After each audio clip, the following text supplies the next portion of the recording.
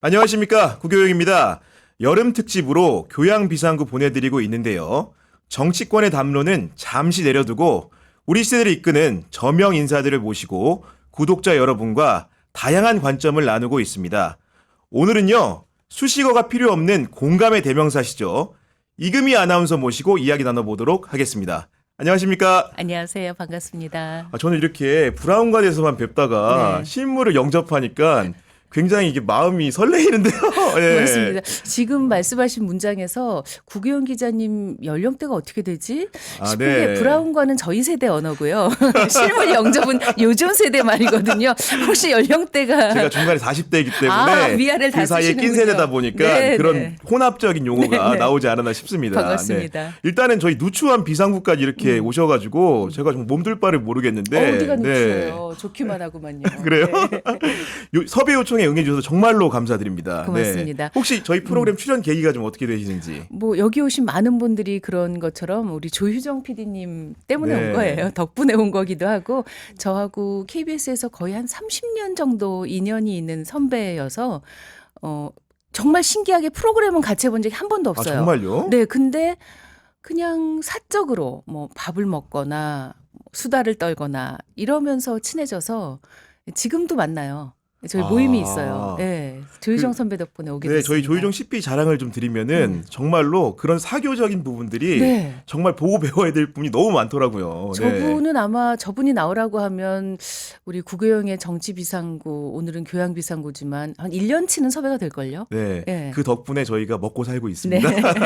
요즘 제가 유튜브를 돌려보다 보니까 직접 이렇게 네네. 이금희, 마이금이라는 정말 스윗한 이름의 유튜브를 진행하고 계시더라고요. 맞습니다. 명사들도 많이 나오시던데 맞습니다. 유튜브를 어떻게 시작하게 되신 거예요? 정말 우연히 제가 책 모임을 여럿 하고 있는데요. 그 책 모임에 있었던 후배가 유튜브 채널을 이제 제작하는 친구예요. 그래서 그 덕분에 이제 유튜브를 시작하게 되었죠. 네, 거기 제가 좀 이렇게 보다 보니까 그 뮤지컬 배우 신성록 씨인가요? 네. 나오셨는데 너무 잘생기셨다고 이렇게 하셔가지고 예. 정말 그 무대에서 뵐 때도 너무 멋있었고 TV에서도 정말 카리스마 넘치지만 저희도 이 정도 거리보다 더 가깝게 네. 이제 소파에 앉아서 얘기를 그러니까요. 나누는데 정말 눈빛이 너무 형형하다고 하죠.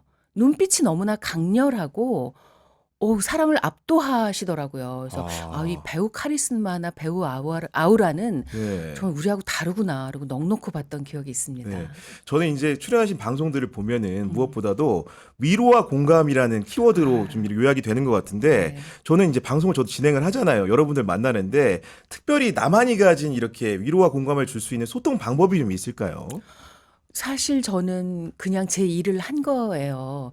진행자로서, 있는 그대로, 예, 네. 아나운서로서, 뭐 방송인으로서 일을 해서 제가 위로와 공감을 드리는 사람 혹은 느끼게 하는 사람인 줄 잘 몰랐어요. 아, 스스로는 오히려? 네, 왜냐하면 저는 늘 제 일을 그냥 하는 거니까. 근데 오히려 재작년부터 제가 책을 한 권 내고 전국에 강연을 다니는데 강연을 다닐 때마다 깜짝깜짝 놀라게 되는 것이 바로 그 부분이에요.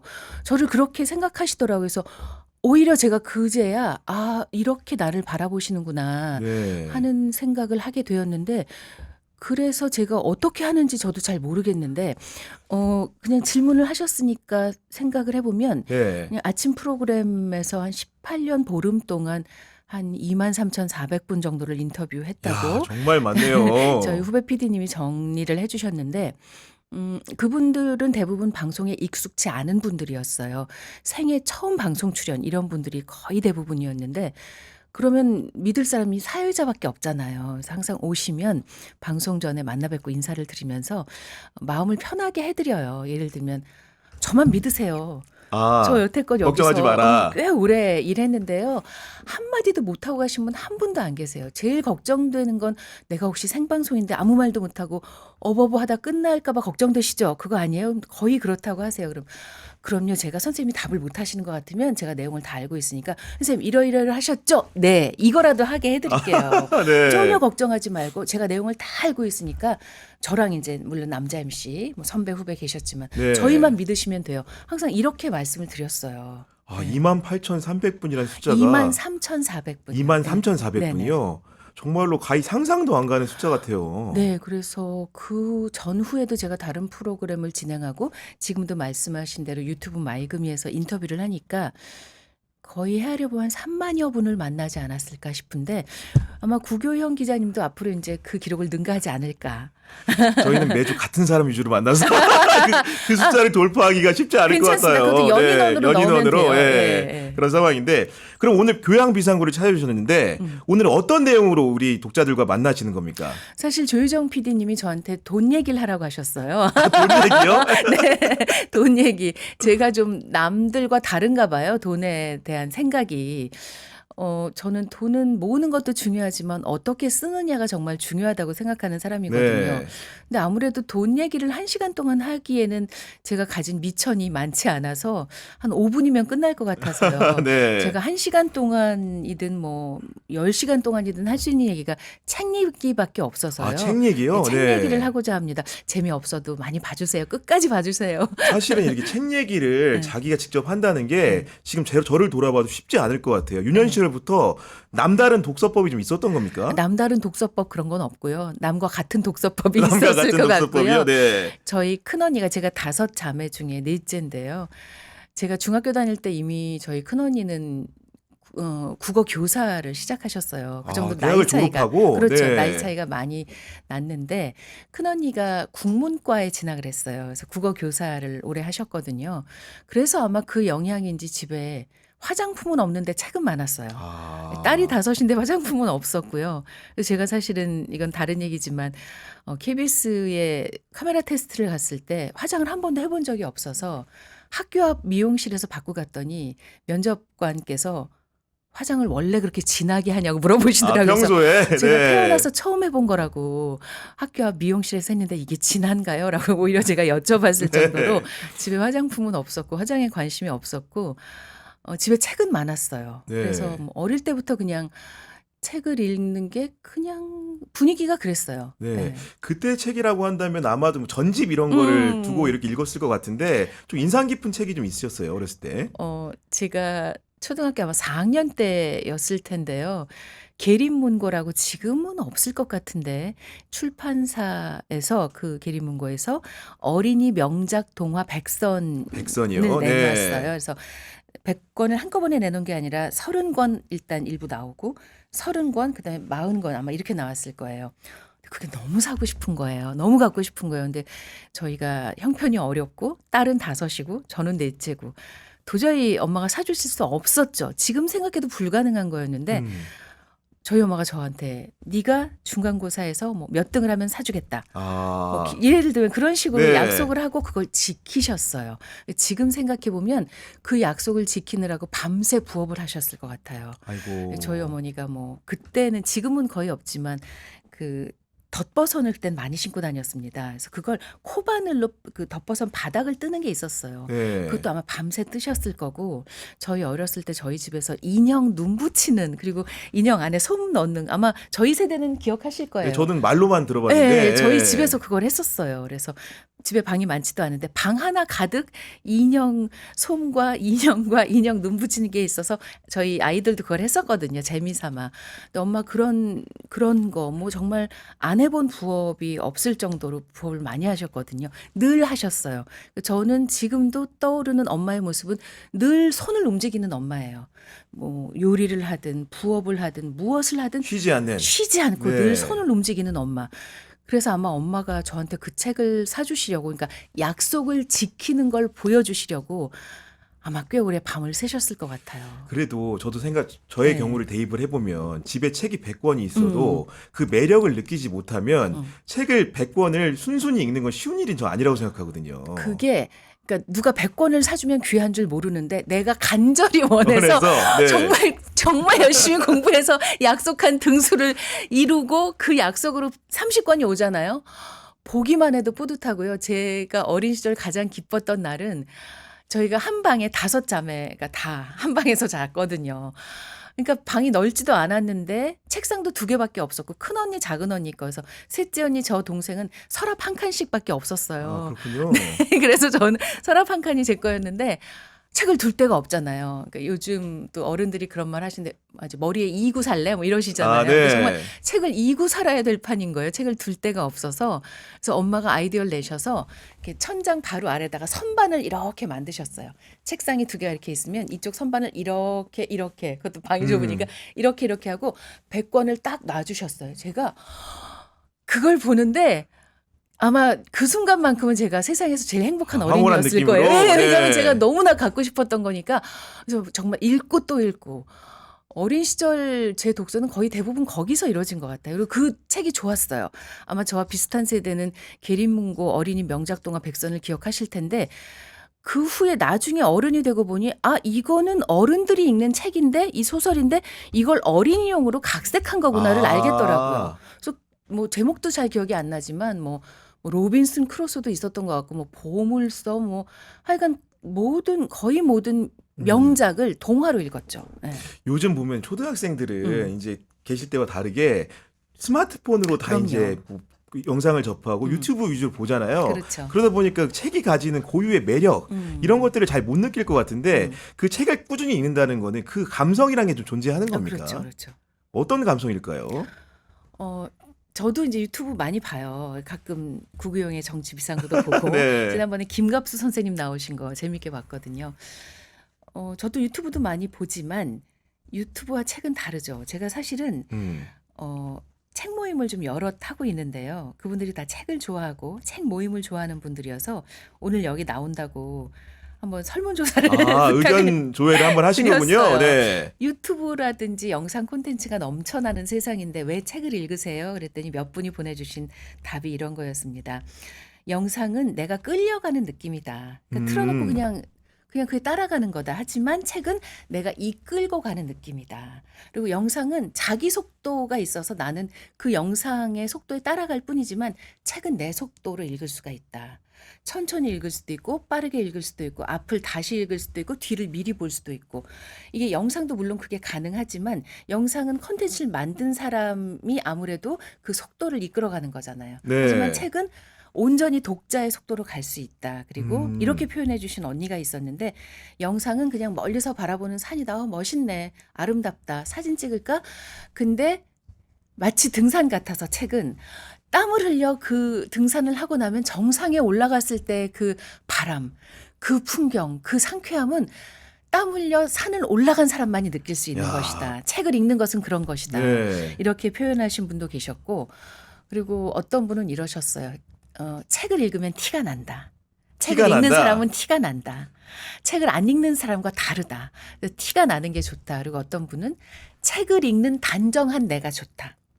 책을 읽는 시간에 아무것도 하지 않고 책에 몰입하고 있는 나 자신이 좋다. 이렇게 얘기를 하셨더라고요. 아니 지금 제가 지금 말씀을 듣다 보니까 하나하나가 명언 같은데 아까 말씀하신 책을 읽은 티가 나는 네, 말들이네요. 네, 네. 다 보니까. 그죠, 네, 그래서 하나하나가. 와, 진짜 이분들 참 대단하다 그랬습니다. 네. 예. 오늘 그래서 본격적으로 이제 책 산책을 좀 떠나봐야 되는데 우리 구독자들을 위해서 추천해보고 싶은 책들이 있더라고요. 네.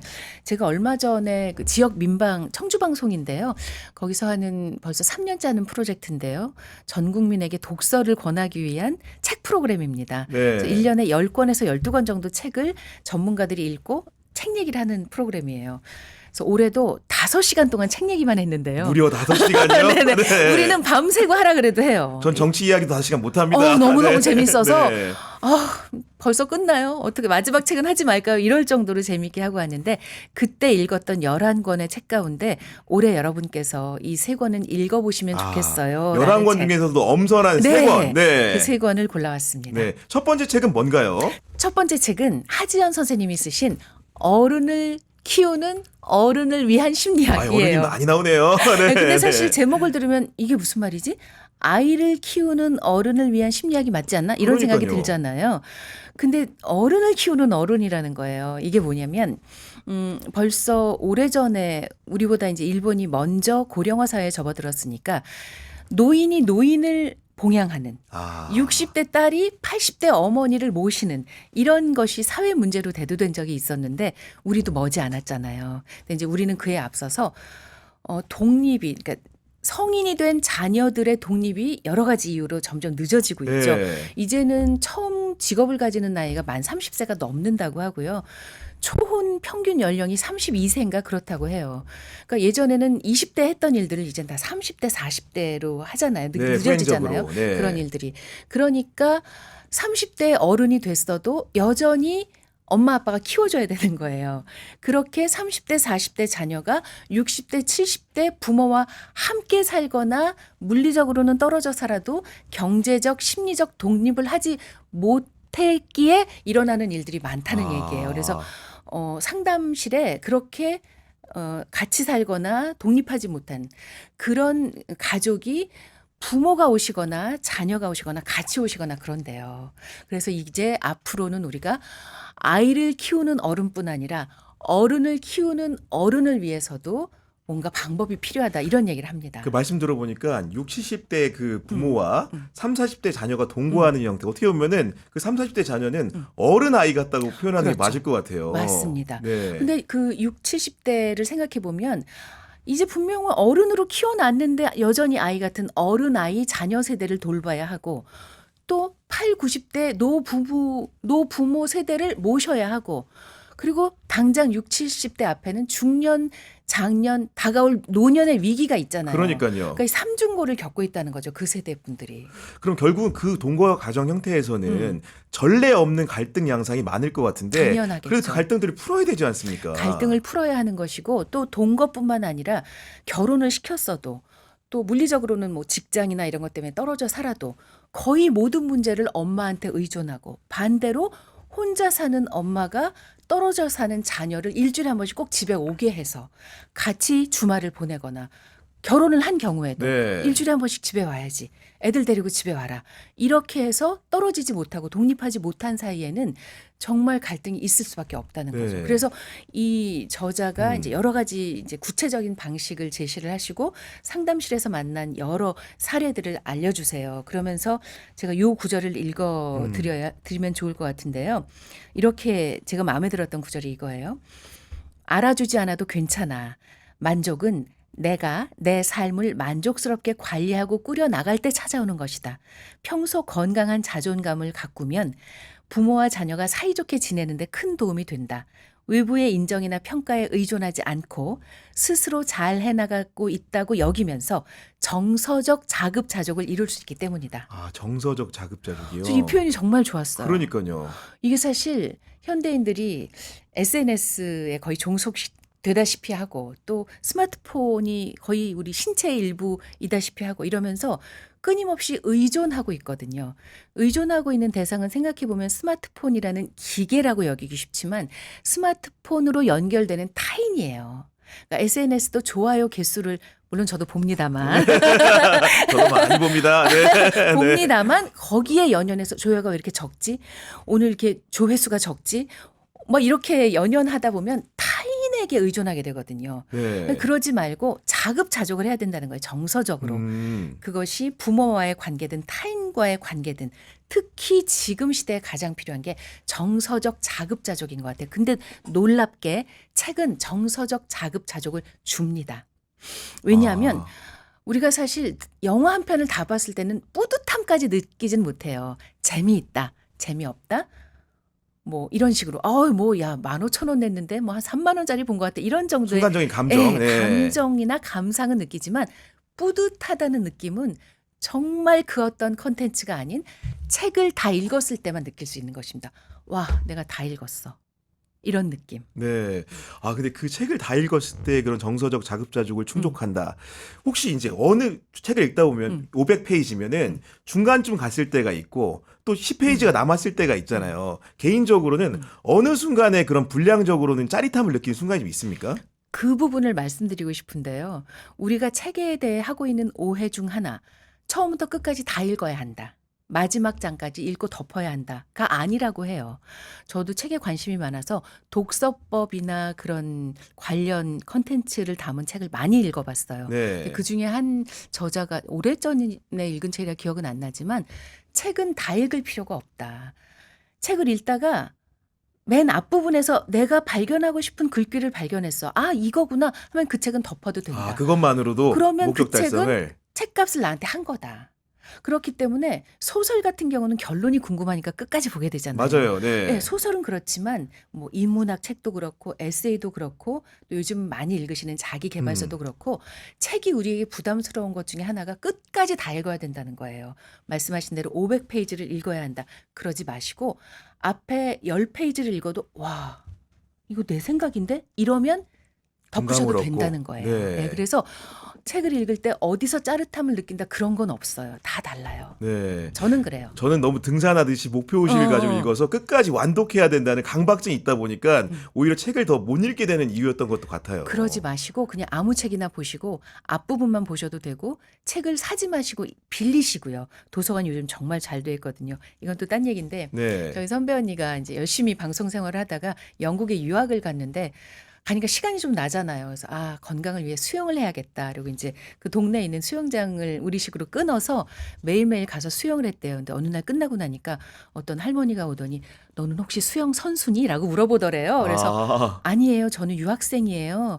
수영은 취미였더니 "헉, 나는 네가 국가대표 선수인 줄 알았어. 수영을 왜 그렇게 열심히 해? 라고 물어보더래요. 그러니까 우린 뭘 해도 너무 열심히 하는 거예요. 마치 대회에 나갈 것처럼, 마치 누가 쫓아오기라도 하는 것처럼, 마치 누가 참 잘했어요 도장을 찍어주기라도 할 것처럼 뭐든지 너무 열심히 하는데 그때 그 언니가 깨달았대요.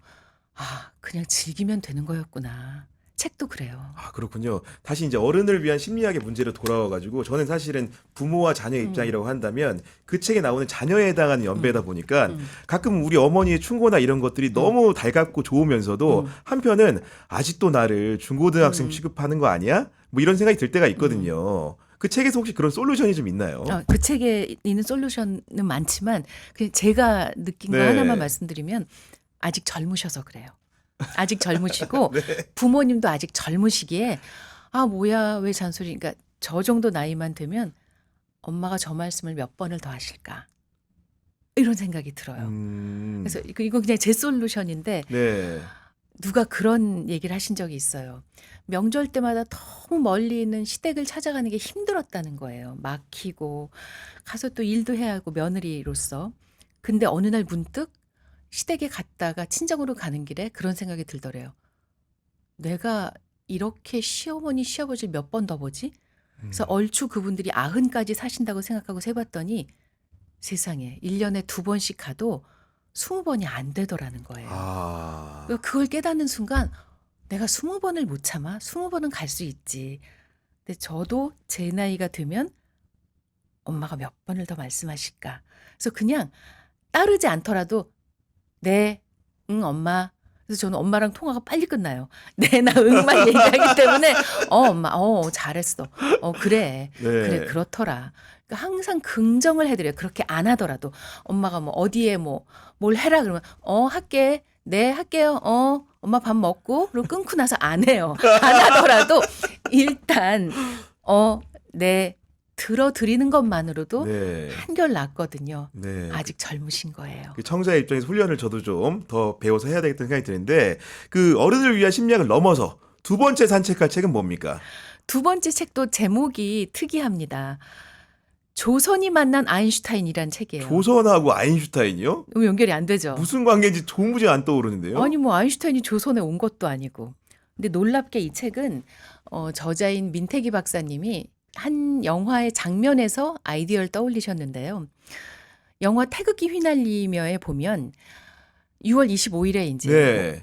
뭐 북괴가 뭐 남침해다 뭐 이런 게 나오잖아요. 6.25 전쟁. 네네네. 그런 식으로 표현을 하죠. 그래서 6월 26일자 신문을 한 시민이 읽는 장면이 나오는데 거기에 이제 그렇게 나와요. 하여튼 괴뢰가 북한의 괴뢰인가? 하여튼 괴뢰가 남침하였다. 뭐 이런 큰 기사가 네. 나는데 그 옆에 요만한 기사로 국력은 과학력 이렇게 나온 거예요. 1950년 6월 26일에. 국력이 과학력이래요. 뭐 해방 후 얼마 되지도 않았는데요. 네, 5년밖에 안 네. 됐는데. 그래서 이게 뭐지? 이게 진짜 기사인가 하고 찾아보니 진짜 신문이 그렇게 나왔더라는 거예요. 그래서 이게 뭘까 하고 궁금증을 가져서 이제 찾아보기 시작하셨다고 해요. 그래서 말하자면 구한말부터 시작해 한 1970년대에 이르기까지 우리나라 사람들이 과학에 관심이 있었나 그만큼? 그리고 실제 과학자들이 많이 있었나? 이걸 찾아본 거예요. 네. 근데 놀랍게 아인슈타인이 조선에 오지는 않았지만 1922년인가에 일본에 온 거예요. 이웃 나라 일본에. 네, 강연을 하러 왔어요. 근데 신기하게 그때 아인슈타인이 일본으로 오는 배 안에서 노벨상 수상 소식을 들었대요. 아. 그러니까 왜냐면 배를 며칠 탔을 거 아니에요. 네. 그러니까 난리가 났겠죠. 그래서 그때 사실 조선에서도 아인슈타인을 초대하고자 했대요. 일제 감정기 그 시절에 한반도에서 네. 아인슈타인을 알고 있는 사람들이 있었다는 거네요. 심지어 아인슈타인의 상대성 이론에 대해서 신문에 연재로 기고를 한 분들이 계세요. 아니 어떻게 그게 가능했을까요? 너무나 놀랍죠. 근데 이제 우리가 잘못 생각하고 있는 것 중에 하나가요. 제가 다른 책에서 읽은 건데 1900년대 초반에 우리나라는 폐쇄적이었을 거라고 생각하잖아요. 아니었습니다. 예를 들어서 유럽의 지식인들이 1900년대 초반에 조선에 오는 게 로망 중 하나였어요. 왜냐하면 이미 그들은요, 전 세계에 안 가본 곳이 없어요. 네. 더 이상 그들에게는 미지의 세계가 없었어요. 그런데 1900년대 초반까지만 하더라도 미지의 세계에 먼저 찾아가서 그 미지의 세계를 소개하는 게 유럽 지식인들 사이에서는 유행이고 자랑이었어요. 콜럼버스의 대발견인 거죠. 쉽게 일종의 그런 얘기하면. 거죠. 거의 끝물인 거죠. 그런데 그들에게 거의 유일한 미지의 나라가 조선이었던 거예요. 그래서 1900년대 초반에 조선, 구한말, 우리나라를 찾아온 외국인이 정말 많습니다. 그리고 그들이 책과 논문과 사진을 엄청 많이 남겼어요. 이건 다른 데서 읽은 건데, 그래서 우리나라 그 유학생 하나가 이제 북유럽에 가서 관련 논문을 쓰느라고 자료를 찾아봤는데 두 부류로 나뉜대요. 그 많은 자료가, 생각보다 많은 자료가. 하나는요, 직접 우리나라로 먼저 온 사람들이에요. 그래서 우리나라에서 막 뭐 몇 년을 살고 뭐 전국을 다니고 탐험을 하고 이러고 이제 일본으로 건너간 타입이 있고, 반대로 일본에서 몇 년을 지내다가 우리나라에 온 사람들인데, 정확히 반대로 우리나라에 와서 지내다가 간 사람들은 우리나라가 너무 놀라운 나라다. 이 나라는 어디를 가도 글 읽는 소리가 끊이지 않는다. 이 나라는 어디를 가도 젊은이들이 모여서 토론을 한다. 이 나라는 향학열이 엄청 높다. 좋은 점을 막 쓴 거예요. 그리고 심지어 거기에 되게 재밌는 건데, 물론 남성 여러분 죄송합니다. 종로에서요, 정말 뭐 광화문 네. 사거리 이런 데잖아요. 이런 데서 그 유럽인이 보고 너무 놀란 게, 정말 작은 체구의 조선 여성이 정말 작은 체구의 남편의 상투를 끌고 질질 끌고 갔다는 거예요. 근데 자기는 너무 깜짝 놀라서 이게 무슨 일이야 하고 봤는데 아무렇지도 않게 다들 보더래요. 늘 그러는구나. 저 남자 또 그랬네. 뭐 뭔가 잘못을 했겠죠. 근데 정말 상투를 부여잡고 끌고 가더라는 거예요. 그래서 이 나라 여자들은 정말 세다. 뭐 이런 표현도 있어요. 반대로 일본을 거쳐 우리나라에 온 사람들은 일본의 시각으로 우리나라를 봐요. 그래서 이런 거예요. 일본 사람들은 식사를 적당하게 하는데 조선 사람들은 밥을 고봉으로 먹어. 일본 사람들은 3배, 4배를 먹어. 뭐 이렇게 밥을 많이 먹는지 몰라. 이런 식으로 약간 험담하는 식으로 쓴 거예요. 아무튼 이렇게 좀 당시에도 우리는 유럽을 비롯한 세계 각국과 교류가 많았고, 우리 그 독립운동을 하신 분들이 어디까지 갔나를 보면 동유럽까지 간 분도 계세요. 맞아요. 네. 아시죠? 네. 그런 식으로 우리가 생각한 것보다 그때 문물을 엄청 빠르게 받아들였고요. 아인슈타인의 상대성 이론에 관해서 기고를 했고, 조선에서 아인슈타인을 일본을 거쳐 초빙하려고 했는데 그것은 성공하지 못했지만, 그 이듬해에 일본에서 공부하던 젊은 학자 3분이 오셔서 전국을 다니면서 아인슈타인과 상대성 이론에 대해 유료 강연을 했어요. 유료예요. 무료도 아니고. 유료. 네. 그런데 100명, 200명, 300명, 500명이 각각 전국에서 모여서 그 강연을 들었대요. 그러니까 그들이 그렇게 아인슈타인과 상대성 이론에 열광했던 이유 중에 하나는 네. 그 근본적인 마음에는 이런 게 깔려 있을 거라고 저자는 보는데요. 말하자면 이런 거예요. 아인슈타인도 유대인이잖아요. 나라가 없죠. 그런데 대학을 세웠잖아요. 이제 그런 걸 보면서, 그리고 상대성 이론이라는 걸 내놔서 전 세계가 떠들썩하잖아요. 그런 걸 보면서 동질감을 느낀 거예요. 동병상련. 우리도 나라를 잃었으니 과학을 해서 나라를 살려야겠다. 이런 마음이 있으셔서 정말 그때부터 우리나라 사람, 이 조선 민중의 과학에 관한 호기심과 탐구심, 그리고 과학자들의 노력은 어마어마했더라고요. 저는 일제강점기는 사실은 먹고 살기 바빠서 아니요. 과학을 우리 조선 민중들이 어떻게 탐구했을까 했는데, 아까 말씀 들어보니까 아인슈타인이 또 이입이 되는 대상이었고, 네. 국력으로서 과학력이라는 게 중요하다는 서사까지 한 번에 꿰어지네요. 보니까. 그 예를 들어서 서재필 선생 이야기가 나와요. 근데 우리는 서재필 선생 하면 독립신문을 만드신 맞아요. 분 정도로 네. 생각을 하잖아요. 이분이 조선 최초로 자전거를 탄 분이에요. 자전거요? 자전거를 네. 이분이 최초로 탔어요. 이분이 미국, 그러니까 일본으로 이제 갑신정변 실패 이후에 일본으로 갔다가 일본에서 정착하지 못하고 미국에 가셨던 거예요. 근데 놀랍게도요, 미국에 가서 미국의 고등학교에 들어갔대요. 근데 당연히 영어에 뭐 이응도 모르셨겠죠. ABC, 그렇겠죠. A도 네. 몰랐겠죠. 그런데 2년 만에 그 미국 고등학교 수석 졸업을 하면서 졸업 연설을 하신 거예요. 정말 아, 어마어마한 놀랍네요. 네. 이분 거의 천재고요. 의대에 들어갔어요. 미국에서. 예, 의대에 들어가서 조선인 최초로 미국 시민권자가 되고 미국에서 의대를 졸업하신 분이에요. 그래서 이분이 사실 거기서 굉장한 망명가 집안의 따님과 결혼까지 하셨어요. 심지어 서재필 선생은 재혼이었고 그 여성은 초혼인데 초혼이었고. 미인이고 집안이 어마어마한 사람이었어요. 그 아버지 장인어른의 사촌이 당시 대통령 막 이런 정도의 뭐 집안인데 상수 잡힌 거 아니겠죠? 아니에요. 왜냐하면 그 아내가 네. 임신했는데 임신한 아내를 데리고 조선의 독립에 기여하고자 다시 한국에 와요. 조선에 와요. 그리고 아내는 아무것도 모르고 그냥 남편을 따라와요.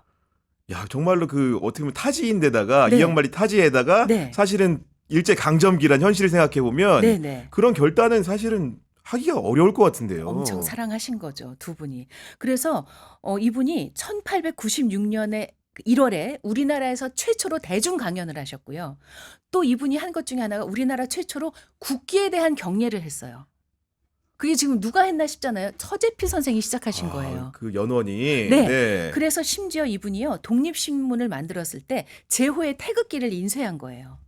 그러니까 이분이 한 게 어마어마하게 많고 독립신문을 만들고 독립협회를 창설하는데 주도적인 역할을 하셨을 뿐만 아니라 배제학당에서 학생들을 가르치면서 서양식 토론을 하게 만들었다는 거예요. 그래서 이 서재필 선생에게 배운 학생들이 졸업할 때 졸업식에서 당시 이승만 졸업생이 연설을 하고 영어로 연설을 했고요.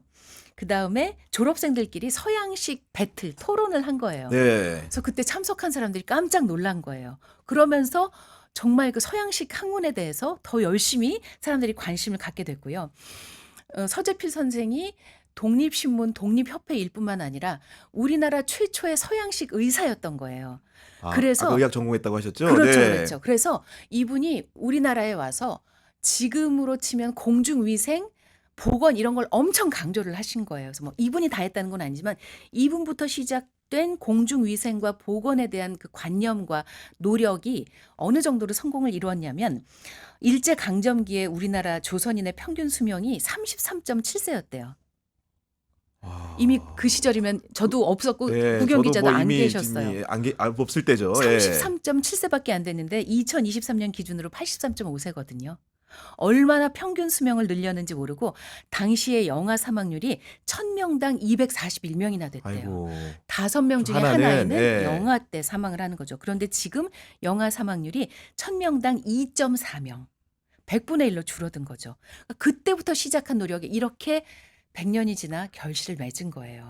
과학과 의학이 그 시기에 있었다는 상상을 거의 못 해봤어요. 역사를 공부하면서도. 네, 그러면서 그때 그 과학자들이 심지어 1930년대에는 양자역학에 대해서 신문에 시리즈로 기고를 하고요. 양자역학이요? 양자역학에 대해서도 전국을 다니면서 강연을 하시고요. 그거는 상대성 이론 다음에 또 나온 얘기들이잖아요. 그러니까 네. 우리는 이미 상상하지도 못할 지금 사실 우리도 양자역학 전 어려워서 읽고 싶지도 네. 않고 상대성 이론 이게 뭐지 하는데 이미 1920년대 30년대 조선인들이 이제 나라를 찾겠다는 열망이 밑에 깔려 있긴 네. 했지만 정말로 우리는 놀라운 민족이었어요.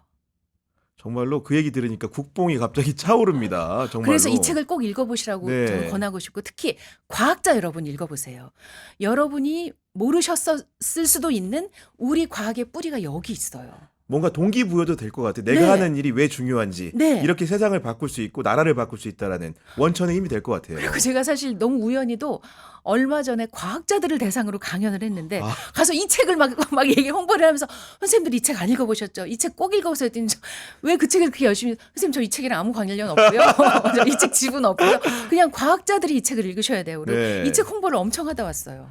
오히려 저는 듣다 보니까 마지막에 과학자들을 상대로도 강연했다니 그게 더 놀라운데요. 제가 느끼기에는 지금 우리 이금희 아나운서님 교양의 끝은 어디인가? 과학자들을 상대로도 강의를 하시다니. 아니 그냥 운이 좋아서 그렇게 네. 하게 되었고 강연도 강연이지만 저는 이럴 때 참 좋은데 얼마 전에 그 서울에 있는 한 예술 단체 겸 우리가 공연을 보러 가는 곳이에요. 저도 자주 가는 곳이에요.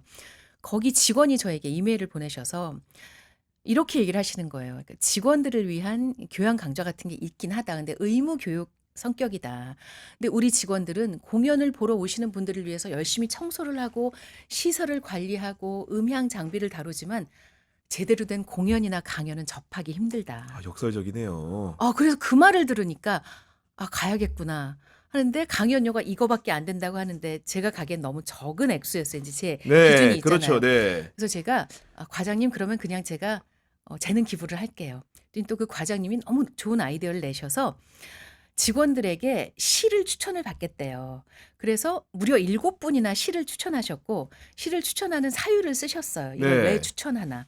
그래서 제가 또 아이디어를 내서 이렇게 합시다. 공연장이 있으니 공연하는 것처럼 테이블을 하나 놓고 무대에서 제가 여러분이 시를 추천해서 7분이 계시는데 한 분 한 분 모시겠다 해서 직원 한 분이 올라오셔서 직접 쓴 추천한 이유를 먼저 읽으시고 시를 제가 낭송을 해드렸어요. 그리고 그분하고 얘기를 하고 그분이 내려가신 후에 제가 그 시를 읽고 떠오른 책을 한 권 추천해드리고 책의 한 구절을 골라드렸어요. 그래서 그 7분에게 그렇게 해드렸는데 심지어 한 분은 읽다가 우셨어요. 야. 그래서 제가 이거 평생 놀림감이에요 하면서 동료 여러분 절대 카메라 돌아가고 있어요. 네, 지금. 절대 이거 네. 놀리시면 안 되는데 네. 왜 우셨어요? 그러니까 이제 젊은 여성이었는데 어느 날 너무 지쳐서 이제 집으로 갔던 이야기를 쓰신 거예요. 그래서 그분이 고른 시가 이런 거예요. 주소라는 제목이었던 것 같은데 우리 집은 왜 늘 종점일까? 이렇게 시작되는 시예요. 시작부터 슬프다. 네, 그러니까 네. 사실 그 글이 꽤 길었는데 그 글을 그날 쓴 거래요. 너무 지쳐서 집에 가던 날 쓴 일기를 약간 이제 정리해서 발췌해서 읽으셨다면 그날의 감정이 네. 떠올라서 눈물을 흘리셨다. 그러면서 그분이 이렇게 쓰셨어요. 저는 이걸 시를 글로 바꿔도 된다고 생각하는데 이렇게 쓰셨어요. 행복할 때는 시를 읽지 않는다. 힘들 때 시를 읽고 그 시는 나를 버티게 해주었다. 저는 그게 책인 것 같아요. 행복할 때 책을 읽지 않을 수 있어요. 그런데 힘들 때 책을 읽으면 그 책이 나를 버티게 해줘요. 왜냐하면 힘든 건 현실이거든요. 지금이에요. 그런데 책은 우리를 다른 곳으로 데려가게 해줘요. 데려가요. 예를 들면 우리가 조선시대 이야기를 읽으면 내가 조선시대로 가요. 현실의 나는 잠시 잊을 수 있어요. 우리가 우주에 관한 코스모스, 제 인생책이거든요. 인생책 중 한 권인데 코스모스를 읽으면 우주로 가게 돼요. 그래서 어머, 별의 구성 성분과 우리 인간의 인체를 구성하고 있는 성분이 같아. 우리는 별인가? 이런 생각을 하게 돼요. 그럼 정말 우리 집은 왜 종점이지? 나는 왜 늘 이렇게 종점에 막차를 타고 집에 가야지? 너무 힘들다 하다가도 그래, 내가 별과 같은 존재일지도 몰라. 잠시나마 그걸 잊어버리는 거예요. 시간으로도 공간으로도 다른 세상에 갈 수가 있어요. 그건 책이에요. 저는 영화도 좋아하고 드라마도 네. 좋아하지만 영화나 드라마는 끝나는 순간 현실로 와요. 그런데 책은요, 끝나고 나도 계속 내가 우주 속에 있을 수 있고 눈을 감으면 조선시대에 갈 수도 있어요. 그리고 그게 나를 지켜주는데 뭐냐면 그래, 나는 별과 같은 존재인데 뭐 이런 생각도 어처구니 없지만 해보게 되고 책을 읽으면 자존감이 높아지거든요. 그래, 나는 책을 읽은 사람인데 뭐 내가 읽은 책에서 저자는 이렇게 말을 했는데 뭐 그래, 정서적 자급자족을 하라고 했잖아. 아무도 알아주지 않으면 어때? 내가 날 알아주면 되지. 이렇게 되거든요. 그게 책이에요. 아까 이제 별과 종점 얘기를 듣다 보니까 저도 모르게 이제 모골이 뭐 송연해진다는 표현이 공포스러울 때만이 아니고 그럴 때가 있잖아요. 그 말에서 그런 감정을 좀 느꼈는데 그 책의 위대함인 것 같습니다. 그 마지막으로 그 위대한 책 하나 더 소개해 주시죠. 벌써 마지막인가요? 다음에 또 하면 됩니다. 네. 마지막으로 소개해드릴 책은요, 정말 읽기가 힘들었어요. 내용이 어렵지도 않고 두껍지도 않아요. 그런데 그리고 아주 건조하게 쓰셨어요. 보건의학 하시는 선생님이 쓰신 책이거든요. 그런데 읽는데 몇 장 넘기지 못하고 눈물이 왈칵 날 것 같고 몇 장 읽지 넘기지 못하고 또 가슴이 와락 아파오고 그랬어요. 왜냐하면 타인의 고통에 응답하는 공부라는 책인데 이 아. 선생님이 그러니까 예를 들면 이런 거예요. 우리가 스트레스를 받으면 정신적 건강뿐만 아니라 몸의 건강에도 나빠 이런 걸 알고 있잖아요. 그런 걸 연구하시는 분이에요. 그런데 그런 연구를 힘든 분들, 사회적 소수자라든가 네. 성소수자라든가 아니면 판매직에 계신 분들이라든가 힘든 분들을 대상으로 그런 설문조사를 하고 그분들의 정신 건강과 그분들의 육체 건강에 관한 연구를 하세요. 그러니까 예를 들면 이런 거예요. 네. 백화점이나 면세점에 가면 소위 명품이라 부르는 저는 고가품이라 생각합니다만 그런 화장품을 판매하는 대체로 여성들이죠. 그런 여성들이 계세요. 멋진 제복을 입고 그리고 멋지게 화장을 하고 그런 판매를 하고 계세요. 근데 그런 분들을 대상으로 조사를 해봤더니 방광염을 앓고 있는 분들이 정말 많더라는 거예요. 그래서 우리가 아. 하지정맥류는 알고 있었잖아요. 네. 계속 서서 일하시고 앉지 앉지 못하니깐. 못하시니까 저는 지금도 그 부분에 대해서 정말 그 경영진에게 권하고 싶습니다. 왜 그분들은 앉으면 안 되나요? 그러니깐요. 앉아서 응대하는 은행 직원들은 그러면 응대를 잘못하는 건가요? 아니에요. 그분들이 앉아서 응대하셔도 돼요. 저는 고객이죠. 저는 화장품을 사는 고객이에요. 고객은 앉아서 응대할 때 마음이 더 편해요. 제발 그분들이 앉을 수 있게 해주세요. 정말 간절히 부탁드립니다. 하지정맥류만 알았는데 방광염은 왜 걸리시냐면 이분들이 고객용 화장실을 이용할 수가 없대요. 그래요? 그래서 저도 생각을 해 보니까 그래 백화점에 갔을 때 고객용 화장실이 얼마나 맞아. 좋아요. 직원들하고 같이 이렇게 직원들을 예 본 못 적이 본 것 없어요. 같아요. 청소 업무를 담당하시는 선생님들만 뵀지 직원은 본 적이 없는 것 같은 거예요.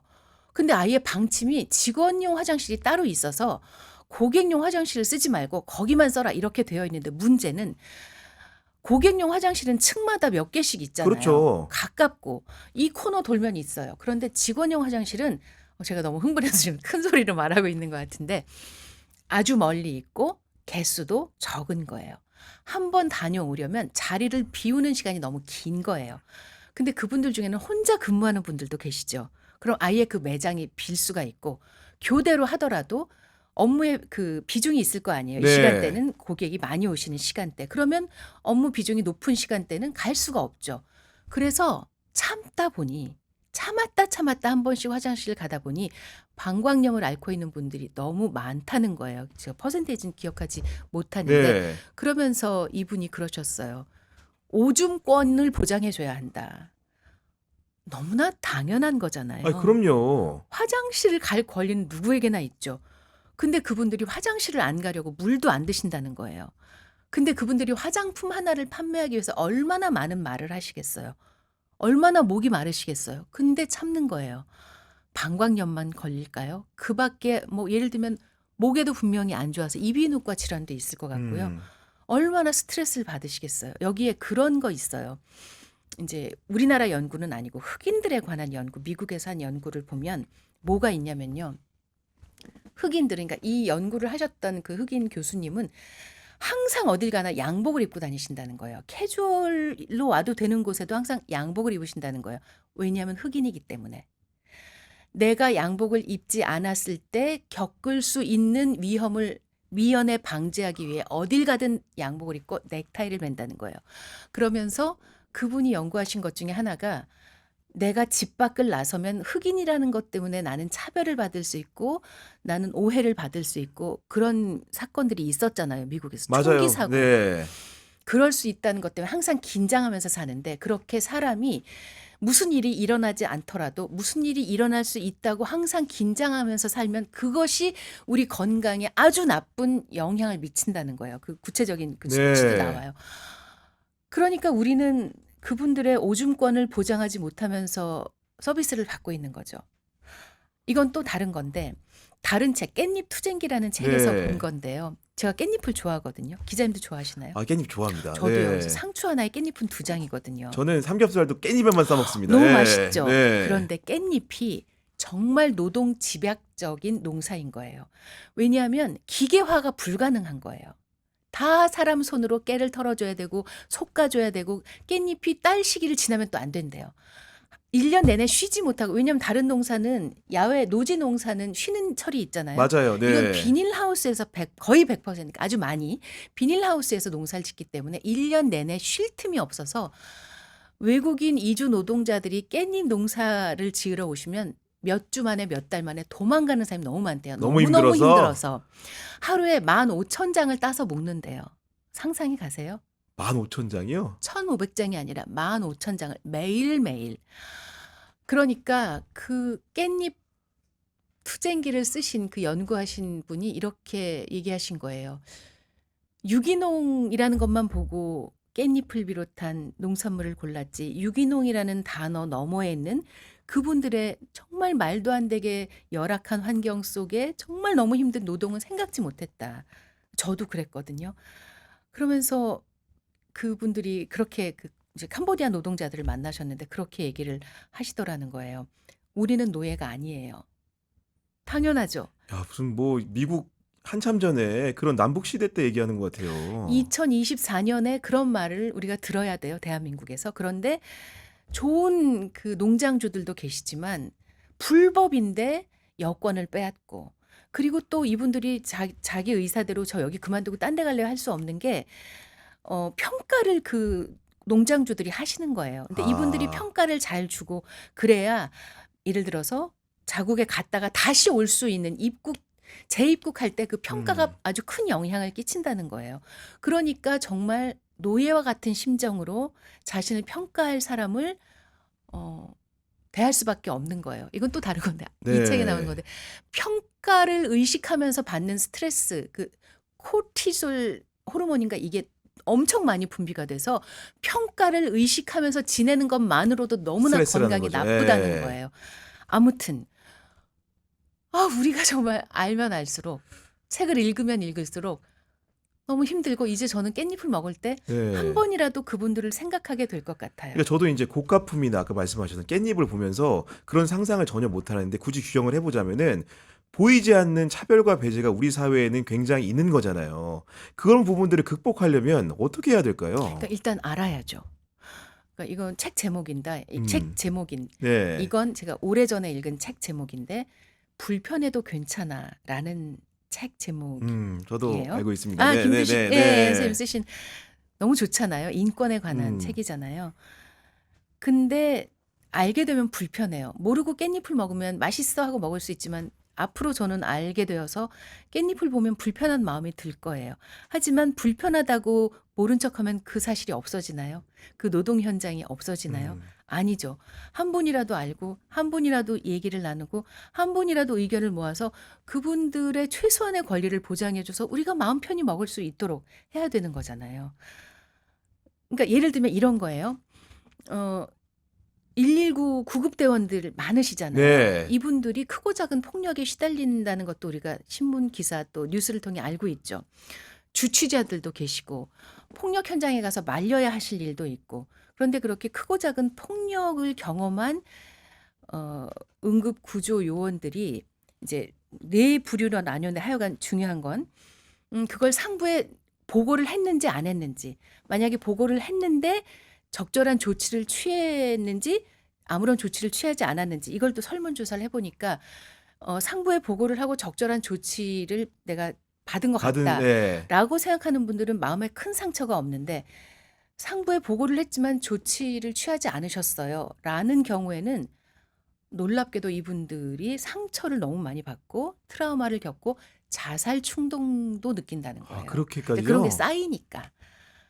그런 얘기거든요. 그러니까 우리가 그분들이 얼마나 고마운 존재예요. 나도 언제든 그분들의 도움을 받을 수 있고 우리 가족도 그분들이 없으면 생명을 잃을 수도 있는데 그분들이 최소한으로 누려야 할 권리와 그분들이 최소한으로 보호받아야 할 장치들을 우리가 만들어 드려야 되는 거잖아요. 그래서 아는 게 중요해요. 그러니까요. 저 듣다 보니까 독서를 통해서 이 차별과 배제도 극복할 수 있다. 이런 생각이 좀 들게 되는데 완화할 수 네, 있다. 완화할 수 있다. 극복까지는 너무 멀고 먼 네. 얘기고요. 그 이후에 또 다른 중요한 제도 개선이라든가 뭐 일련의 투쟁의 과정들이 있어야겠죠. 그 말씀 듣다 보니까 이렇게 세 권의 책만 소개했는데도 다시 한번 책의 소중한 가치와 저도 좀 책을 좀 읽어봐야겠다는 생각이 욕구가 많이 들게 되는데 아까 서두에 그 책 모임이란 거 말씀해 네네네. 주셨잖아요. 그 모임을 어떻게 나가시게 된 거예요? 맨 처음 책 모임은 2009년에 제가 이제 그 일하던 방송사에서 친한 선배 아나운서가 제안을 하셨어요. "글쓰기를 배워보지 않을래?"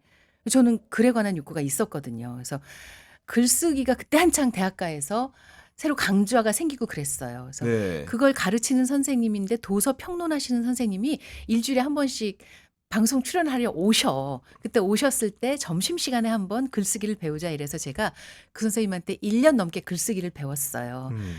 근데 그 선생님이 1년 가르치시고 "이제 다른 분한테 배우세요. 저한테 계속 배우시면 저처럼 글을 쓰시게 될 거예요. 아. 그래서 다른 분한테 배우셔야 돼요." 하셨는데 다른 분이 잘 찾아지지가 않았어요. 일주일에 한 번씩 방송국에 와 주실 분들이 안 그럼요. 계시니까. 네. 아나운서, 방송 작가, PD, 라디오 쪽에 있는 선후배들하고 같이 했었거든요. 그래서 우리가 그러면 책 모임으로 바꾸자 이래서 아마 2009년, 9년, 8년, 9년, 9년, 10년 그 즈음부터 책 모임을 시작했는데 지금은 2주에 한 권이거든요. 그때는 일주일에 한 권씩 읽었어요. 대단한데요. 일주일에 한 권 어떻게 읽어요? 아니 그게 읽게 돼요. 방송 그렇게 많이 하시고요. 읽게 돼요. 그러니까 이제 책이 그렇게 쏙쏙 들어와요 하시는데 모든 글은 마감이 쓰거든요. 그건 아시죠? 제가 공감합니다. 아시죠? 기자를 하기 때문에. 모든 글은 마감이 쓰죠. 예, 모든 책도 마감이 읽게 해요. 내가 오늘 저녁 때 책 모임이 있어 그러면 정말 진도가 빨리 잘 나가요.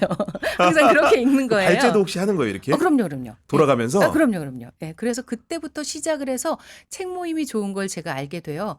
이후로 이제 전파를 좀 했죠. 책 모임 만들기를. 그래서 책 읽고 싶은 분들에게 권하고 싶은 건 최소 5명 이상의 책 모임을 만드시는데 친한 사람끼리 하지 마세요.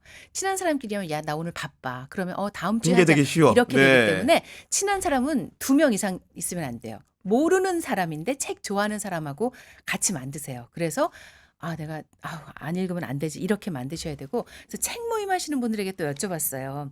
그 20분이 사실 다 책 모임 하시는 분들이에요. 그래서 네네. "책 모임을 왜 하세요?" 그랬더니 내가 읽지 않을 것 같은 책을 읽게 된다. 그리고 똑같은 책을 읽었는데 다른 생각과 다른 경험을 얘기하는 게 너무 신기하다. 내가 확장되는 기분이다. 그리고 강제로 책을 읽게 된다. 그런 얘기들을 하시더라고요. 그리고 또 어떤 분은 책을 많이 읽으시는 분인데 이렇게 쓰셨어요. "책을 많이 읽는 사람 특유의 오만함이 있다. 나는 책을 많이 읽었으니까.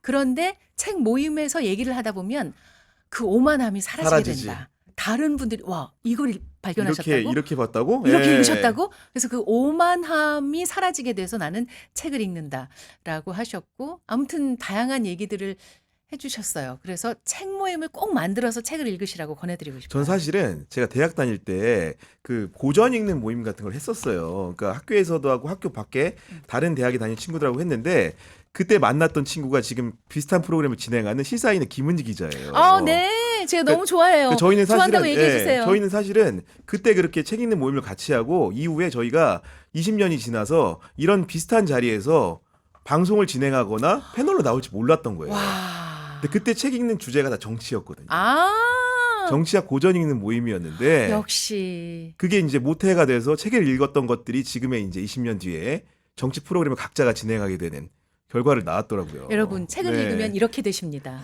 이렇게 멋지게 될 수가 있어요. 요즘은 안 읽어서요. 아니 그때 읽은 게 다 있죠. 네. 그러니까요. 저는 궁금한 게 독서 이외에 또 이제 개인적으로 시간을 좀 어떻게 좀 쓰시는지 너무 궁금한데 여가를 좀 어떻게 보내십니까? 자요. 잠이 늘 부족해서 저는 머리만 대면 3초 내로 잠이 들어서 네. 잠복이 좀 있는 편이어서 많이 자려고 하고요.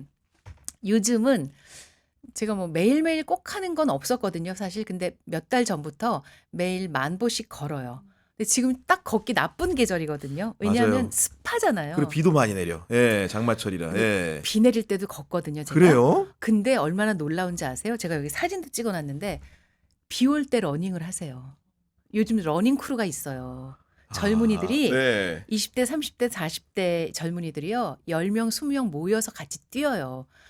근데 그 러닝 크루들이 비 올 때 뛰어요. 그리고 정말 제가 젊어서 좋다 이런 생각이 절로 들고요. 그리고 정말 크루가 아니더라도 제가 어느 날 세봤어요. 20명을 만났어요. 제가 1시간 반 걸으면서 20명을 20명. 만났어요. 그러니까 아는 사람이요? 아니야, 비 올 때 뛰는 사람. 뛰는 사람을 네네. 뛰는 사람을 20명을 만났어요. 네. 2명, 뭐 1명, 뭐 3명 이런 식으로. 그러니까 비 올 때도요. 걷고 뛰는 사람 많고요. 저는 우산 쓰고 걷고요. 그래서 매일매일 걷는데 막 너무 걷기 싫어요. 막 오늘은 좀 빠질까? 오늘은 아니 근데 그러다가 비 오는 날 걷는 얘기 하시니까 얼마 전에 김밥 선생님 만나면서 얘기 들었더니 늘 자정 무렵에 이렇게 산책을 나가시더라고. 강아지하고 나가시는데 그러면 저 사유를 하신다는 건데 처음에는 비 오는 날에 우산 들고 갔는데 너무 그게 거추장스러웠나 봐요. 어느 날부터는 장맛비가 내려도 그냥 이렇게 맨몸으로 나가서 와. 산책을 하고 왜냐면 그 강아지가 보니까 밖에 나가야만 변을 보는 것 같아요. 그럼 꼭 나가야죠. 네, 그러다 보니까 하고 와서 그냥 그대로 같이 씻는데요. 아. 그런 삶을 살고 계시더라고요. 저는 예. 그렇게까지는 자신이 없고 네. 우산을 들고 걷고 하루에 10,000보를 채우면 거의 집에 올 때 힘들어. 힘들어 이러면서 오는데 그 샤워할 그 기대 하나로 오는 거예요. 버티는 거예요. 그래서 샤워할 때 살겠다. 이 느낌이 너무 좋아서 오히려 그 운동 후에 오는 네. 네. 샤워할 때 살았다. 너무 좋다. 이것 때문에 매일 걸어요. 네.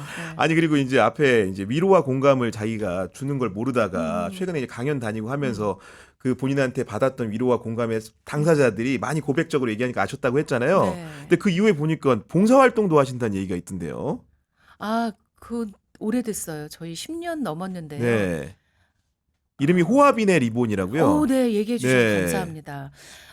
판화가 이철수 선생님을 비롯한 문화예술계 인사들이 모여서 처음 시작은 그거였어요. 물론 이 얘기하면 불편하실 분들도 계시겠지만 우리가 베트남 전쟁에 참전을 하였잖아요.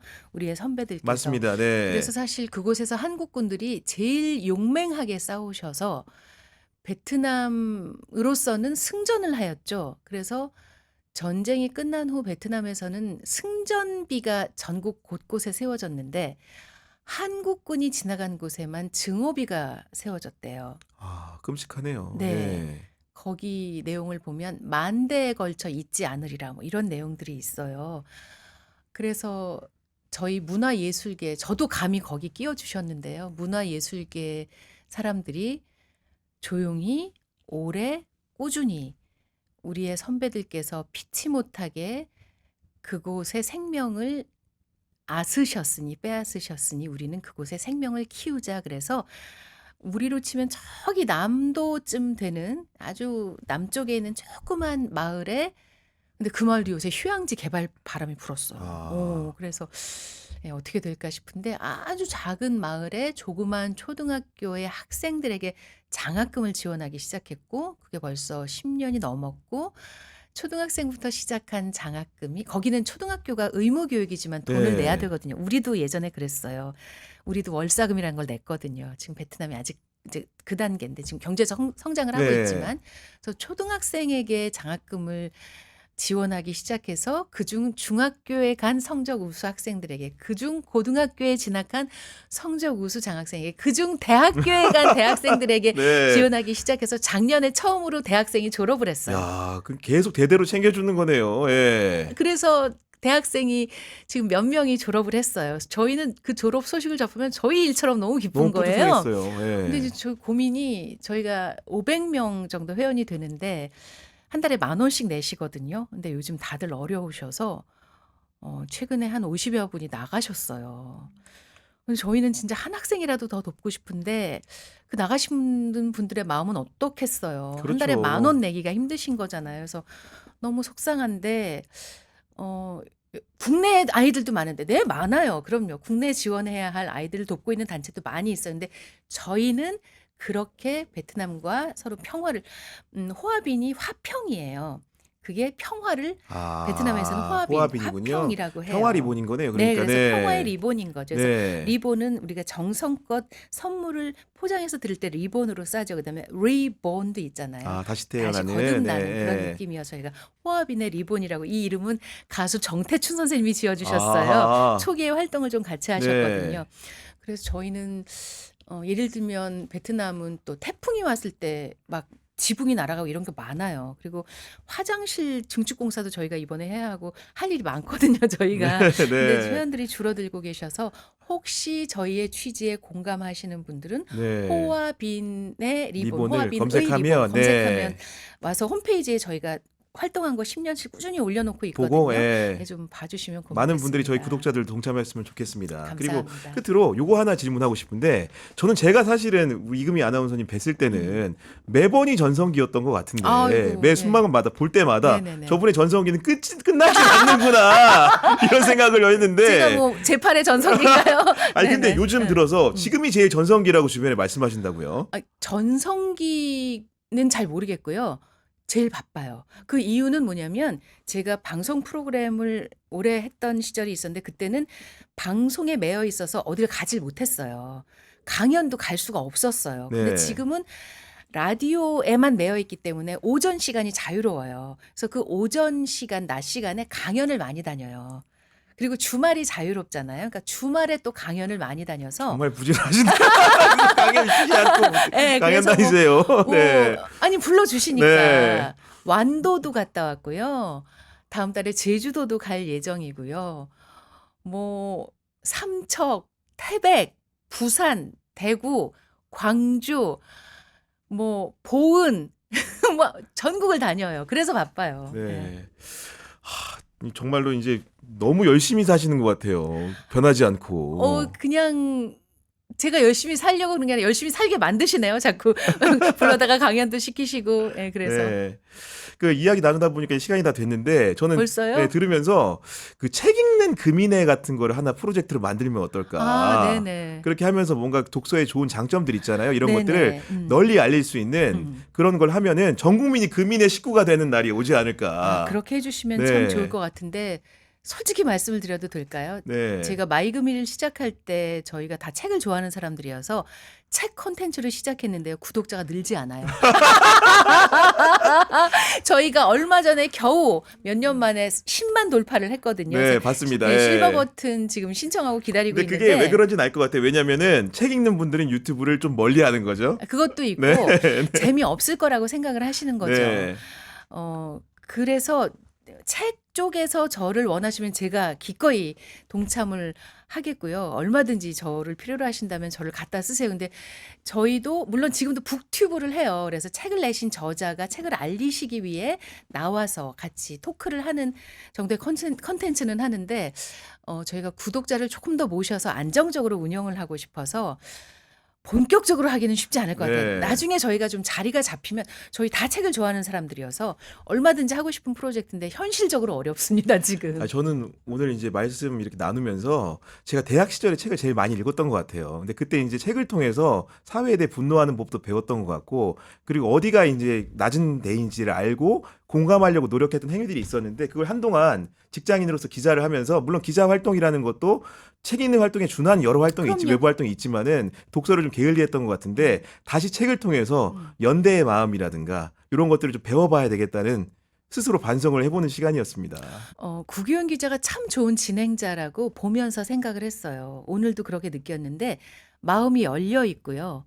귀도 열어놓고 계셔서 마음과 귀를 열어놓는 진행자가 진짜 좋은 진행자거든요. 네. 진짜 좋은 진행자라는 말씀을 꼭 드리고 싶었어요. 너무 감사합니다. 분들 빨리 모르겠는데 오늘 교양비상구 이제 처음 출연해 주셨는데 좀 네. 소감 한마디 더 해주신다면. 네. 지루하셨을 텐데 끝까지 봐주셔서 감사합니다. 구교영의 정치비상구 경향TV 많이 네. 사랑해 주세요. 네, 너무 말씀 감사합니다. 지금까지 이금희 아나운서님 모시고 이렇게 얘기 나눠봤습니다. 다음에도 꼭 함께 뵐 수 있기를 간절히 소망하면서 오늘은 네. 아쉽지만 이만 보내드리도록 하겠습니다. 감사합니다. 네.